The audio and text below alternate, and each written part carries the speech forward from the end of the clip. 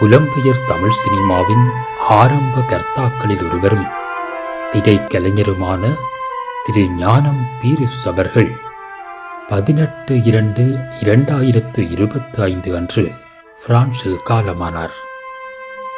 1980களில் தனிப்புறா எனும் முழுநீள திரைப்படத்தை எழுதி, இயக்கி, தயாரித்து வெளியிட்டதன் ஊடாக புகலிட திரைப்படத்துறையின் தலைமகனாக இவர் போற்றப்படுபவர்.